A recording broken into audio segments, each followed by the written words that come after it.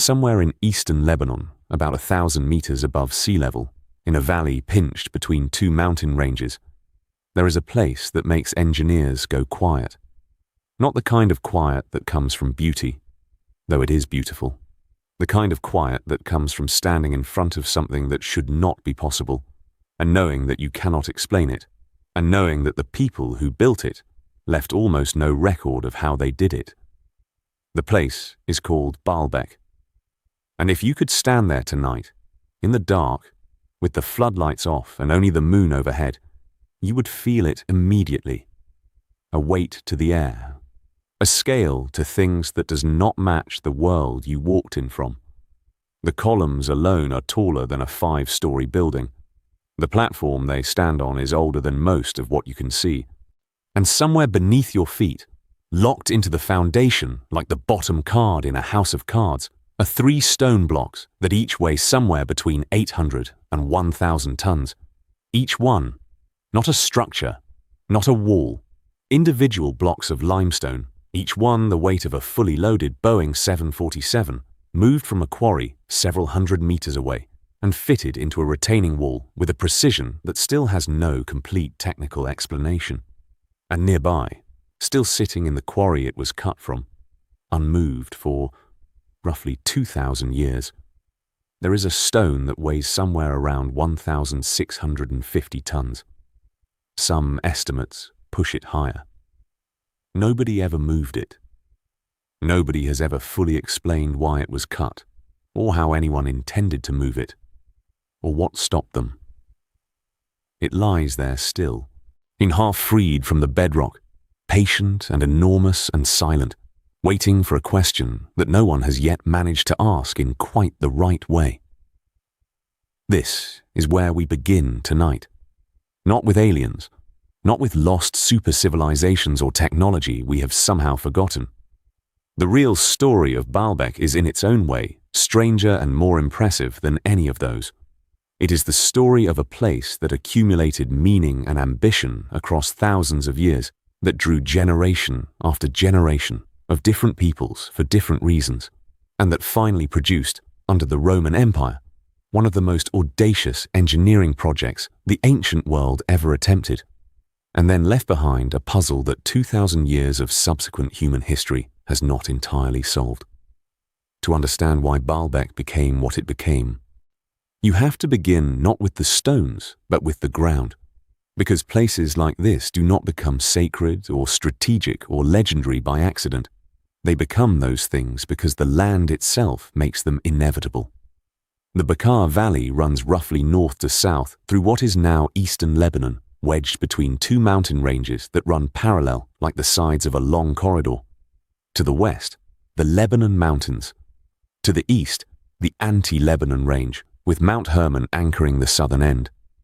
The valley floor sits about 1,000 meters above sea level, which sounds high, but it is relatively flat, relatively fertile, and critically it is one of the few places in the entire region where the land allows you to move.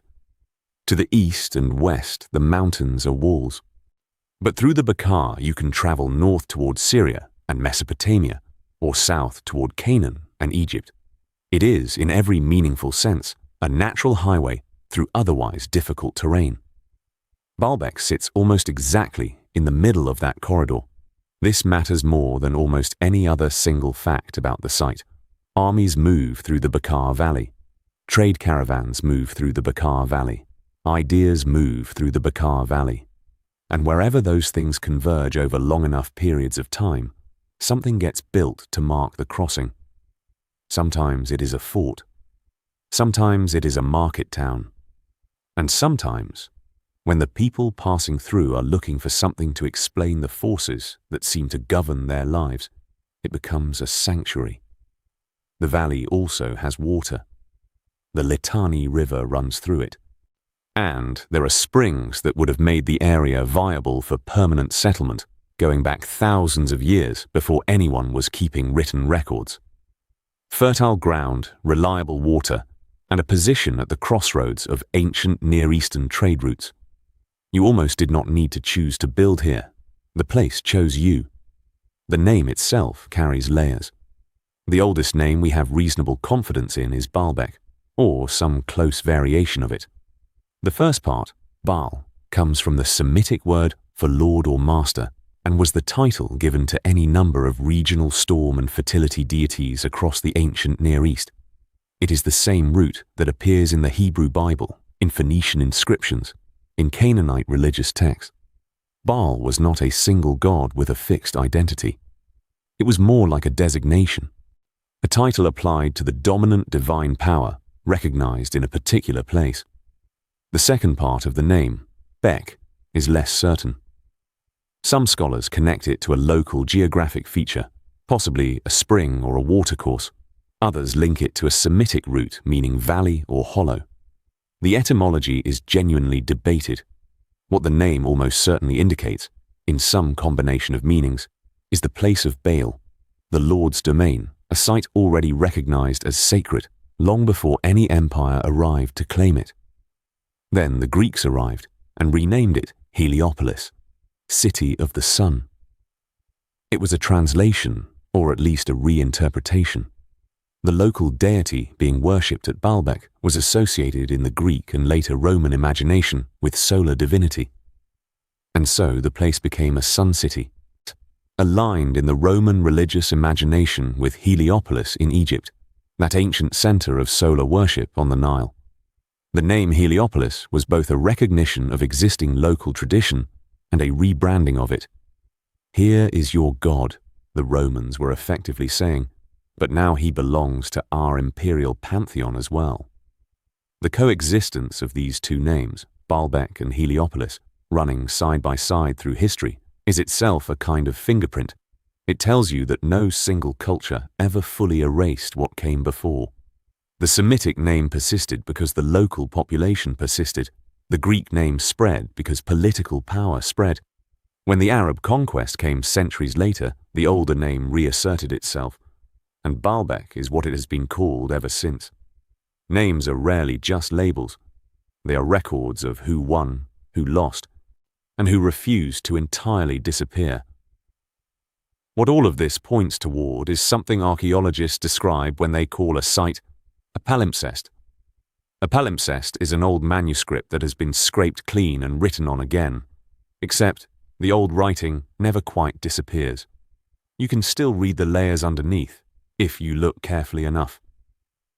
Baalbek is exactly that. Every generation of builders arrived at a place that already had meaning, already had history, already had a claim on the local imagination. And so they did not start from nothing. They built on top, or alongside, or in deliberate conversation with what was already there.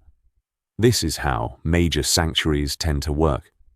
The places that attract the most ambitious construction over the longest periods are not chosen arbitrarily.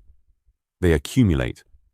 A spring or a hilltop or a crossroads becomes a local sacred spot, then a regional one, then something larger powers decide is worth claiming for themselves.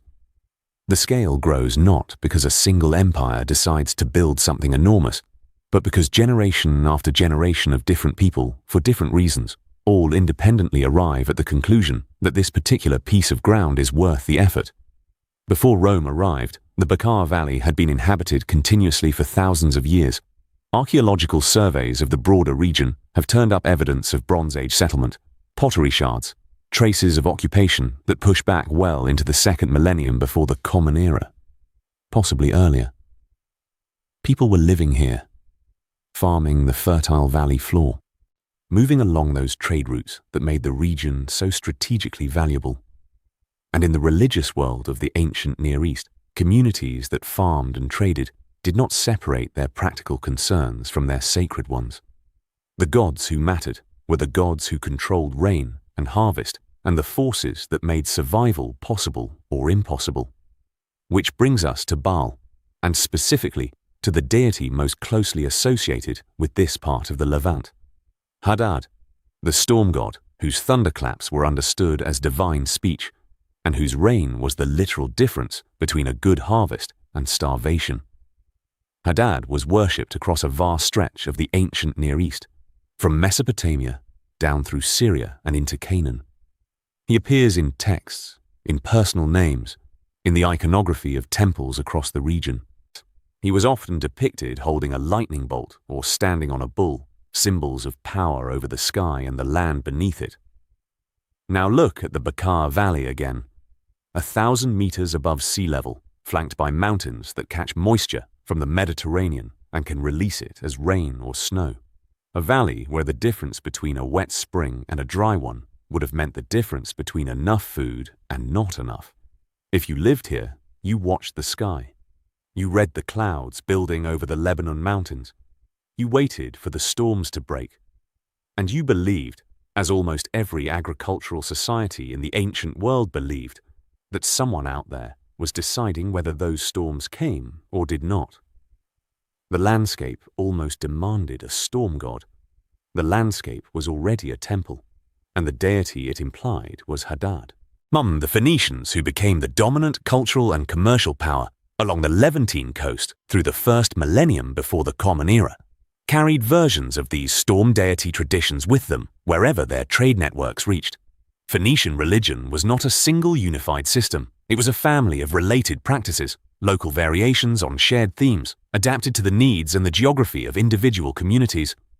In the Bekaa Valley, positioned as it was between the Phoenician coastal cities and the interior kingdoms of Syria, those traditions would have layered over and intermingled with whatever had come before. But here is where honesty requires a pause. We do not have abundant early inscriptions from Baalbek itself. We do not have detailed temple records or foundation texts from the pre-Roman sanctuary, and if a formal sanctuary even existed in the way we might imagine one. The evidence is fragmentary, inferential, built from regional patterns rather than direct documentation. What we can say is the broader principle, one that holds across dozens of sacred sites in the ancient Mediterranean and Near East. Sacred places persist, not because they are protected, but because the logic that made them sacred in the first place keeps reasserting itself. The spring is still there. The crossroads is still there. The view of the sky that made this particular hilltop feel closer to the divine is still there. New people arrive with new names for the gods, and they look at the place, and they recognize something. When the Romans arrived, sometime in the 1st century before the Common Era, and began planning what would become one of the most ambitious religious construction projects in the ancient world, they were not beginning at an empty site. They were the latest architects in a very long succession. And what they decided to build was staggering in its scale and in the audacity of its engineering. The Jupiter Temple complex at Baalbek, as it eventually took shape over the first 2 centuries of the Common Era, was among the largest religious sanctuaries in the Roman world. The Temple of Jupiter, Heliopolitanus itself, which stood on the main platform, had 54 enormous Corinthian columns, each one 20 meters tall and over 2 meters in diameter. 6 of those columns are still standing today, and they remain one of the most striking sights in the ancient world. Rising above the Bekaa Valley skyline, like fingers pointing at a sky that has not changed since they were raised, the complex also included a circular temple of Venus, smaller but extraordinarily refined in its proportions, and the temple of Bacchus, which, though smaller than the Jupiter temple, is considered by many architectural historians to be the best preserved Roman temple anywhere on Earth. Its carved stone ceiling, its ornate doorways, its detailed friezes are in a condition that inspires something close to disbelief in people who see them for the first time. But none of that is the deepest mystery of Baalbek. The deepest mystery is what lies beneath it all. The platform on which the Jupiter temple stands is built on a terrace that was not created by the Romans from scratch. It was built around and upon an existing podium. It is an older terrace of enormous stones whose origin and construction method remains even now the subject of serious scholarly debate. The most famous element of this older terrace is the trilithon, a row of 3 limestone blocks in the western retaining wall of the platform, each one roughly 19 to 20 meters long, 4 meters high, and 3 to 4 meters deep. The weight of each block is estimated at between 800 and 1,000 tons. They are among the largest stones ever incorporated into a building anywhere on Earth, and they are fitted together and into the wall around them, with a precision that leaves almost no visible joint between them. Where did these blocks come from? The quarry is known. It is located about 900 meters to the south of the temple complex, in the town of Baalbek itself. The limestone there is from the same geological formation as the trilithon blocks, and the quarry still contains the famous stone of the pregnant woman, a block even larger than the trilithon stones, still partially attached to the bedrock, never moved, estimated at between 1,000 and 1,650 tons, depending on where and how the measurements are taken. In recent years, archaeologists excavating nearby discovered an even larger block still buried, which may be the largest dressed stone ever intentionally cut in human history. It has not been fully freed from the surrounding rock. It has not been moved. Whoever cut it, or began to cut it, stopped. And the reason they stopped is one of the many things that Baalbek does not explain. How were the trilithon blocks moved from the quarry to their current position in the wall? This is the question that has occupied engineers, archaeologists, and historians for generations. The distance is not enormous, under a kilometer, but the blocks weigh as much as 800 or 900 tons each, and they were moved across ground that had no railways, no hydraulic cranes, no diesel-powered machinery of any kind. The Roman engineers who did this had access to human labor on a massive scale, to timber and rope and bronze tools, to ramps and sledges and lever systems, to the inherited engineering knowledge of a civilization that had been building enormous structures for centuries. And they almost certainly used some combination of all of those things. But the specific sequence, the precise methods, the exact arrangement of ramps and counterweights and hauling teams, none of that has been reconstructed with complete confidence from physical evidence. What we know is that it was possible, because it was done. The stones are there. They are in the wall. They have been in the wall for close to 2,000 years, and they show no signs of going anywhere. Modern engineering analyses have confirmed that the blocks could theoretically have been moved using methods available to Roman engineers, given enough labor and organizational capacity. Calculations suggest that moving a block of 800 tons along a prepared surface using wooden sledges and teams of oxen or men, given the right gradient and the right preparation of the roadway, was physically achievable, although it would have required extraordinary logistical coordination and a workforce of considerable size. The Romans were not strangers to that kind of coordination. They built roads across continents, aqueducts across valleys, harbors from nothing. The capacity was there. What is missing is the direct physical evidence of how it was done at this specific site. There are no preserved ramps running from the quarry to the temple. There are no abandoned hauling sledges. There are no inscriptions describing the construction sequence in technical detail, because to the Romans who built it, the construction of the platform was engineering, not magic, important in practice, and not worth commemorating in narrative. Even the ancient authors who mention Baalbek in their writings, and several do, are interested in the sanctuary and its oracle and its festivals, not in the logistics of moving limestone. The practical details were so thoroughly absorbed into the everyday knowledge of Roman construction culture that nobody thought to write them down. And so, the knowledge that made this possible was never recorded, and then it was lost. And what we are left with is the result without the process, the stones without the story of how they got there. But what if you look deeper and ask not just how the stones were moved, but why they were cut this large in the first place? No other Roman building anywhere uses stones of this weight. The temples of Rome, the Pantheon, the Colosseum, structures of comparable or greater overall scale were built with far smaller individual blocks. So why here in the Bekaa Valley? Did someone commission stones of 800 and 1,000 tons? One possibility is that the earlier sacred terrace, the pre-Roman podium on which the Roman temple was built, already used very large stones, and the Roman architects chose to continue and amplify that tradition when they built the retaining wall. Another possibility is that the size of the stones was itself a statement, that the ambition of the Roman building program at Heliopolis was so enormous that even the foundation stones were meant to communicate power and permanence on a scale that would be visible and legible for centuries. A third possibility, not mutually exclusive with the others, is that the geological character of the local limestone, its tendency to fracture along certain planes, and its availability in very large unbroken formations near the surface, made very large blocks a natural product of the quarrying process, and that the architects chose to work with what the stone itself offered rather than cutting it into smaller pieces. None of these explanations is fully satisfying on its own. Together, they suggest that the decision to use stones of this weight was the product of several converging factors: the geology of the quarry, the traditions of the sacred site, the ambitions of the imperial project, and perhaps the particular engineering culture of the craftsmen and architects working here, who had developed techniques for moving very large stones that were specific to this region and this tradition, and that left almost no trace in the surviving record. The truth may be more mundane and more impressive simultaneously than either the ancient alien theorists or the skeptical engineers have quite managed to articulate.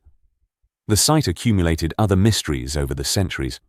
The Temple of Venus at Baalbek is not circular by accident. Its unusual concave facade, its tholus roof, its carefully calculated proportions suggest an architect working at the very edge of what Roman structural knowledge could produce, experimenting with forms that would not become standard in European architecture for over 1,000 years. Some architectural historians have pointed out that the convex and concave surfaces of the Venus Temple anticipate design principles that most people associate with the Baroque period of the 17th century. As if someone in Roman Syria was asking questions about space and light and geometry that the rest of the world would not catch up to for 1,500 years. Whether this represents genuine architectural innovation at Baalbek, or simply the work of a particularly gifted individual whose ideas did not propagate widely, is another thing the site does not explain. The Temple of Bacchus deserves a moment of particular attention because it represents something slightly different from the Jupiter Temple and the Venus Temple. It is smaller than the Jupiter Temple, but its state of preservation is extraordinary. The carved decoration on its interior walls, its coffered ceiling panels, its elaborately framed doorway, which stands over 10 meters tall and is considered one of the most beautiful Roman doorways anywhere in the world. These things are not simply surviving. They are surviving in detail, in a condition that allows you to see the individual stonecutter's decisions, the places where a carving was slightly adjusted, the subtle variations in the depth of relief from one panel to the next that tell you something about how the work was organized and distributed among a team of craftsmen over what must have been years of careful labor. Standing inside the Temple of Bacchus is not simply standing inside an old building. It is standing inside a record of individual human attention, thousands of hours of it, stone by stone. The people who worked these surfaces did not know that their work would survive 2,000 years. They worked carefully because that was what the work required, because the god and the place demanded it, because the standards of their craft tradition demanded it, and because they worked that carefully, we can still read what they made. The oracle of Jupiter Heliopolitanus was famous throughout the Roman world. Emperors consulted it. Soldiers made dedications to the god of Heliopolis before going to war. The specific form the oracle took is not entirely clear from surviving sources. Some accounts suggest that the god's cult statue was carried on the shoulders of priests and guided them in response to questions. Others describe responses given through dreams in the temple precinct, a practice common to several ancient oracular sanctuaries. What is clear is that the oracle's reputation was considered credible by Roman authorities up to and including the imperial court, and that Baalbek functioned for several centuries as one of the major religious centers of the eastern Mediterranean world. The practical engineering of the stones and the spiritual life of the sanctuary were not separate things to the people who built and used this place. They were the same project. The stones expressed the divine power of the place in the most literal possible way. Their impossible weight was the weight of the divine. Their permanence was the permanence of the god. The cult of Jupiter Heliopolitanus that was practiced at Baalbek was not simply the standard Roman Jupiter, transplanted into a new location. It was a syncretic deity, a fusion of the Roman king of the gods with the older Semitic storm and sky god tradition that had been rooted in this valley for centuries. The god worshipped here was depicted in a way that would have seemed strange in Rome proper, standing stiffly upright, dressed in a tight garment that left only his hands and face exposed, flanked by bulls, holding a whip or a thunderbolt. This is not the relaxed, toga-wearing Jupiter of Roman civic religion. This is something older, something that carried the memory of Hadad and Baal and the ancient Near Eastern sky gods that had stood at the center of this valley's sacred life, long before any Roman legionary crossed the Taurus Mountains. The Romans were skilled at this kind of absorption. When they encountered a local deity with genuine power over the local imagination, they did not typically destroy the god. They promoted him, gave him a Latin name and a marble temple, and folded his worship into the imperial religious system. At Baalbek, they inherited a deity whose connection to this specific place was deep and old and genuinely felt by the local population, and they built accordingly. The scale of the Jupiter temple was not just about Roman imperial ambition in the abstract. It was about matching the scale of what the site had already become in the local imagination. The stones had to be that big because the god they honored was that large. The complex went through phases of construction over at least 2 centuries. The Temple of Jupiter was begun, probably in the reign of Augustus, and was still being added to and refined in the reign of Antoninus Pius in the 2nd century of the Common Era. The hexagonal forecourt, the grand staircases, the propylaea gateway were built at different times and by different emperors, nor each adding their contribution to a project that none of them lived to see fully complete. This extended timeline of construction, this willingness to commit to a project that would outlast individual lifetimes and individual reigns, is itself something worth sitting with. The people who laid the foundation stones at the beginning of the project did not expect to see the columns raised. The people who raised the columns would not live to see the final decorative program finished. The construction of Baalbek was an act of collective commitment to something larger than any individual life, an assertion that some things are worth building even when you know you will not be there to see them finished. Where are you listening from tonight? Before we go further into the deeper history of this place, I want to ask you that. Because one of the things I find quietly extraordinary about what we are doing right now, you in whatever room or bed or quiet space you have found, me speaking through time and electricity, is that the impulse that built Baalbek and the impulse that is keeping you awake tonight wondering about it are the same impulse. The impulse to reach towards something larger, to want to understand what came before, to lie in the dark and let the past press against the present and see what the pressure produces. Leave a comment if you feel moved to.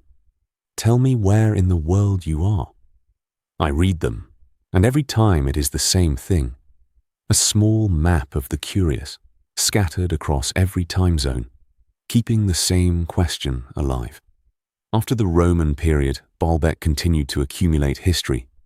The Christian emperor Theodosius ordered the demolition of the pagan temples in the late 4th century of the Common Era, and parts of the great Jupiter temple were dismantled for building material.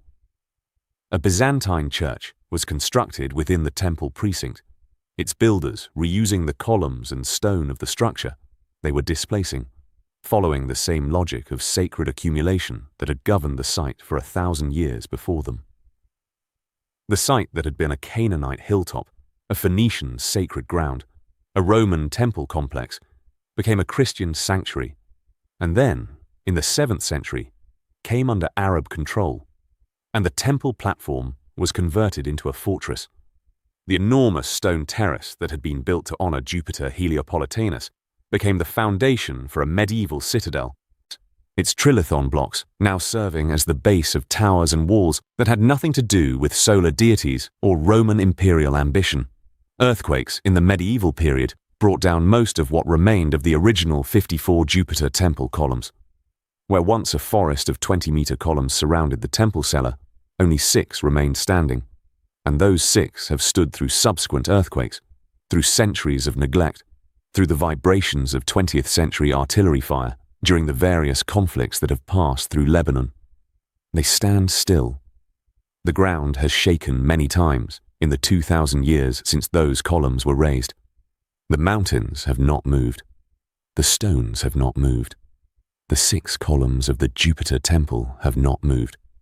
Medieval travelers who visited and described what they saw at Baalbek were struck by the scale of the ruins and typically attributed them to supernatural or legendary builders. Arab geographers wrote of jinn and giants. European crusaders who passed through the region noted the columns with something close to bewilderment.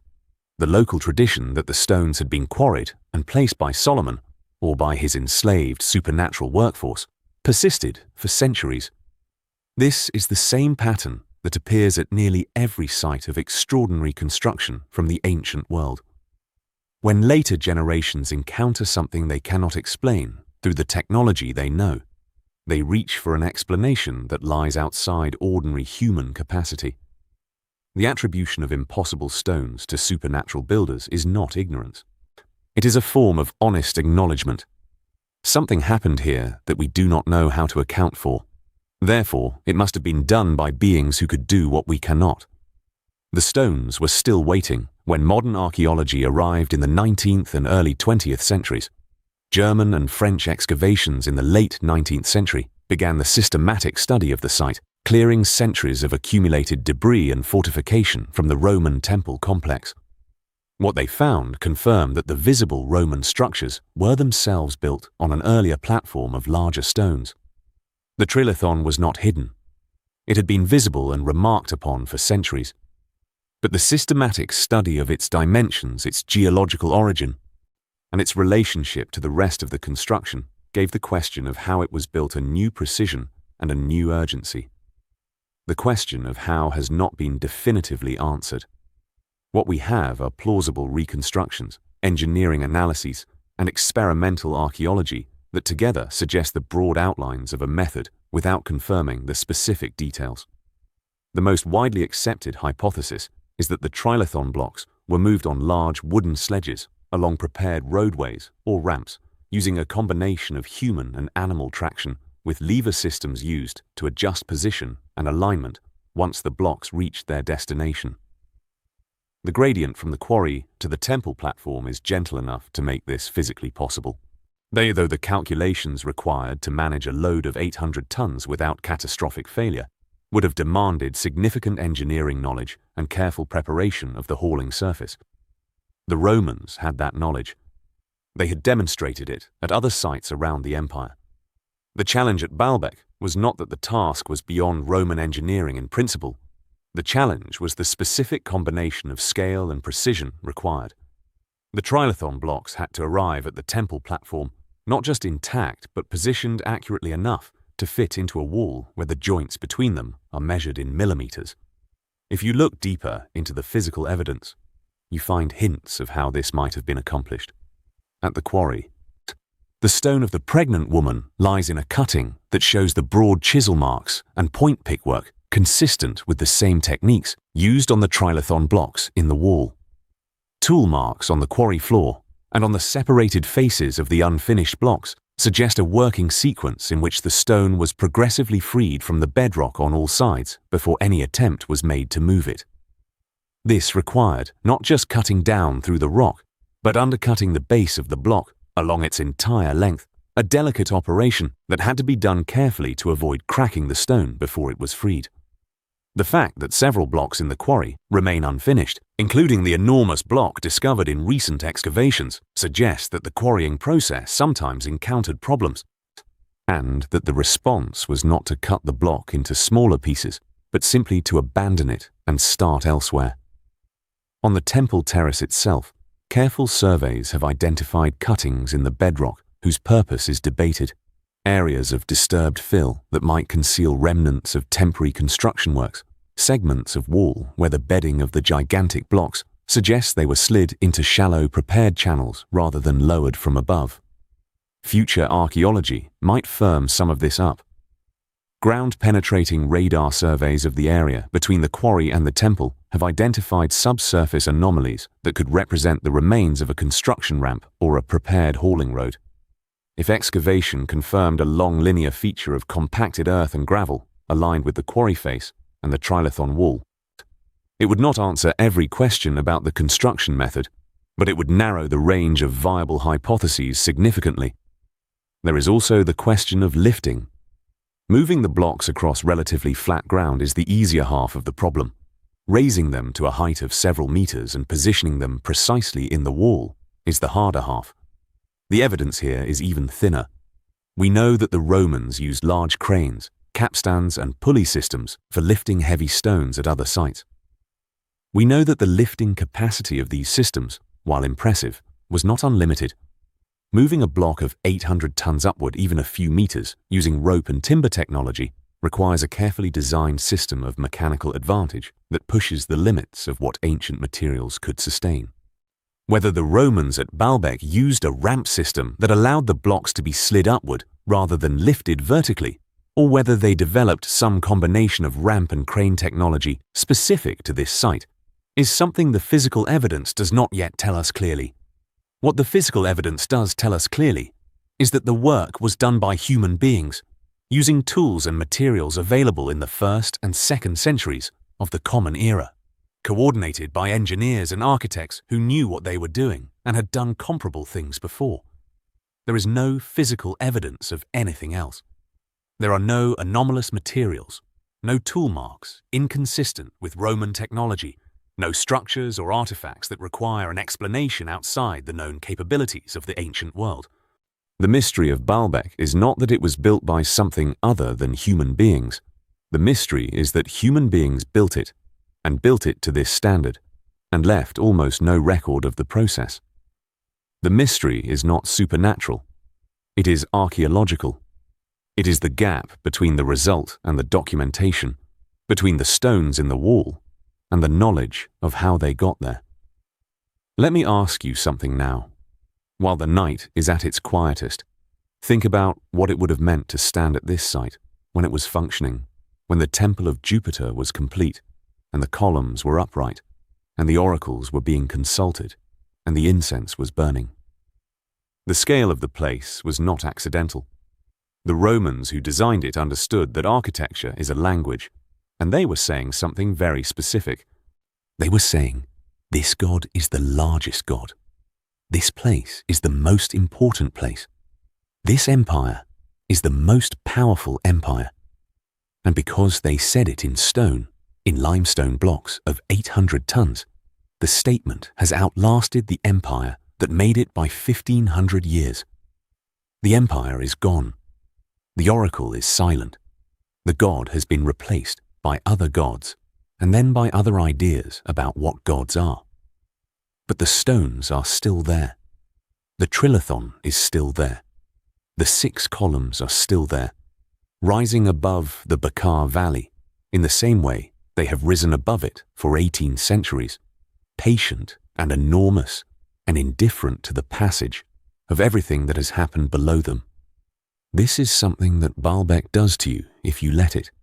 It adjusts your sense of time. The Roman Empire feels ancient from where we stand.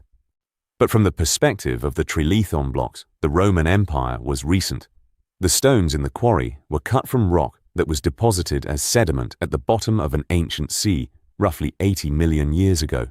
The sacred hilltop on which the temples were built was being used as a place of ritual and offering for at least 1,000 years before the Romans arrived. The Roman construction phase, which lasted about 2 centuries, is a relatively brief episode in the much longer story of human engagement with this particular piece of ground. And the 2,000 years since the Roman period, the Byzantine phase, the Arab conquest, the Crusaders, the Ottoman centuries, the modern Lebanese Republic, all of that is another layer on top of a story that runs far deeper than any of those individual chapters. When we look at Baalbek and feel something we cannot quite name, some mixture of awe and discomfort, and the particular vertigo that comes from confronting the genuine limits of human knowledge, we are feeling the weight of all those layers simultaneously.